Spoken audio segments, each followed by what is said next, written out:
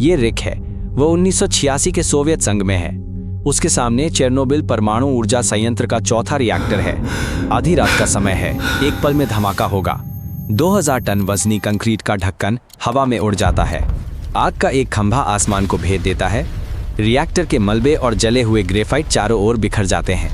Graphite एक पदार्थ है। इसे रिएक्टर कोर में मंदक के रूप में इस्तेमाल किया जाता था।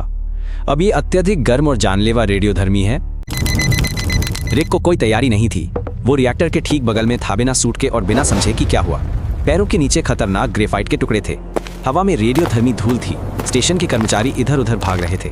कोई अपना चेहरा पकड़े था, कोई अपने जले हुए कपड़े फाड़ रहा था। उन्हें पता नहीं था कि उन्हें पहले ही घातक खुराक मिल चुकी थी। रिक एक जगह खड़ा है। उसे दर्द महसूस नहीं हो रहा। रेडियोधर्मी विकिरण में गंध या चमक नहीं होती, पर उसके शरीर को घातक खुराक मिल चुकी है। अंदर अणु टूटने लगे हैं। गामा किरणें शरीर से गुजरकर अंगों को नुकसान पहुंचाती हैं। बीटा कण त्वचा को जलाते हैं। धूल अंदर लेने पर अल्फा कण फेफड़ों में जमा होते हैं। ये सब एक साथ हो रहा है। अग्निशामक छत की ओर दौड़ते हैं। वे सोचते हैं यह एक सामान्य आग है। वे बिना दस्तानों के रेडियोधर्मी ग्रेफाइट के टुकड़े उठाते हैं। एक स्पर्श ही जीवन घातक विकिरण के लिए पर्याप्त है, और वे काम करते रहते हैं ये जाने बिना कि वे पहले ही मर रहे हैं। होठों पर धातु का स्वाद है। तीव्र विकिरण से हवा आयनित होती है, जिससे ओजोन व लोहे की गंध आती है। रिक की श्लेष्म झिल्ली जल चुकी है। नाक गले की कोशिकाएं मर रही हैं। वो खांसता है, चेहरा रगड़ता है। धूल त्वचा पर चिपकी है, श्वास नली में भी है। ये भीतर से विकिरण करेगी। रिक अपने हाथों की ओर देखता है और हल्क बनने का इंतजार करता है, पर ऐसा नहीं होता। ये एक मिथक है। विकिरण कुछ भी बेहतर नहीं करता, वह केवल नष्ट करता है। ये शरीर और डीएनए को नष्ट करता है। कोशिकाएं गलतियों से विभाजित होती हैं, ट्यूमर बढ़ते हैं। महाशक्ति की बजाय कैंसर, जलन और शीघ्र मृत्यु मिलती है, और रिक अब इसे महसूस कर रहा है। वो अपनी टी शर्ट उतारता है। ये सही है क्योंकि कपड़े पर धूल है। रेडियोधर्मी कण कपड़ों से चिपकते हैं और परतों में फंसते हैं।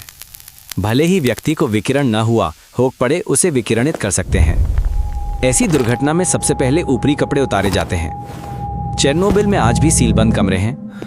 उनमें हजारों जैकेट और बूट रखे हैं। उन्हें नष्ट नहीं किया जा सकता। वे अब भी खतरनाक हैं। मैं उसे गैस मास्क देता हूँ। वो इसे पहनता है, पर 5 सेकंड में उतार देता है।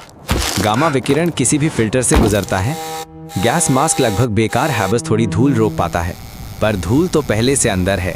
वो फेफड़ों में जम गई है। रिक खांसता है। फेफड़े सबसे पहले प्रभावित होंगे। उसे पोटाशियम आयोडाइड की गोली मिलती है और वो उसे निगल लेता है। बहुत देर हो चुकी थी। आयोडीन थायराइड ग्रंथि की रक्षा कर सकता है, लेकिन तभी जब इसे रेडियोधर्मी आयोडीन के शरीर में प्रवेश करने से पहले लिया जाए। अब ऊतक पहले ही विकिरणित हो चुका है। दृश्य छोटा है, पर इसके परिणाम लंबे समय तक रहेंगे। स्टेशन पर सैनिक पहुंचते हैं। कुछ यहाँ, कुछ मिनट बिताएंगे, कुछ घंटे। सभी को उच्च खुराक मिलेगी। कई जल जाएंगे। उनमें से अधिकतर जल्द मर जाएंगे। बाद में रासायनिक सुरक्षा सूट वाले लोग आते हैं। ये सूट केवल धूल और तरल पदार्थ से बचाते हैं, गामा विकिरण से नहीं। वो कंक्रीट से भी गुजरता है। मैं रिक को रासायनिक सुरक्षा सूट पहनाता हूँ। बाहर से ये प्रभावशाली लगता है। मोटा कपड़ा, मुखौटा, दस्ताने। अंदर वही रिक है। विकिरण सूट से वैसे ही गुजरता है जैसे प्रकाश कांच से। वो बस थोड़ा धीमा हो जाता है। हम जो कुछ भी करते हैं वो देर से है। रिक को सिर्फ एक शीशे का ठिकाना ही बचा सकता था। ऐसी गामा किरणों को रोकने के लिए 15 सेंटीमीटर मोटा शीशा चाहिए। टूटे रिएक्टर के पास ऐसी दीवार के पीछे ही जीवन संभव था। रिक के पास ऐसा ठिकाना नहीं है। वो एक टूटी दीवार के पास बैठता है। उसके कपड़ों पर धूल है। उसके शरीर के अंदर विकिरणग्रस्त अंग हैं। वो अभी भी टिका हुआ है। गाल गुलाबी है, आंखें खुली हैं, परंतु अस्थि मज्जा ने काम करना बंद कर दिया है। रोग प्रतिरोधक क्षमता बंद हो रही है।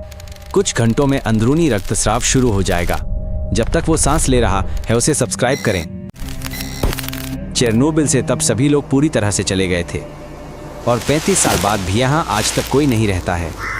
वो शहर अब पूरी तरह मृत है। वो हर तरफ धूल, दरारों और जंग से ढक गया है। जंगल ने उसे धीरे धीरे निगल लिया है। उस टूटे हुए रिएक्टर के ऊपर एक बड़ा सुरक्षात्मक सार्कोफेगस बनाया गया। वो विकिरण को पूरी तरह अंदर नहीं आने देता, लेकिन उसके नीचे घातक ईंधन अभी भी छिपा हुआ है। वो आज भी वहीं मौजूद है, और वो अभी भी बेहद खतरनाक है।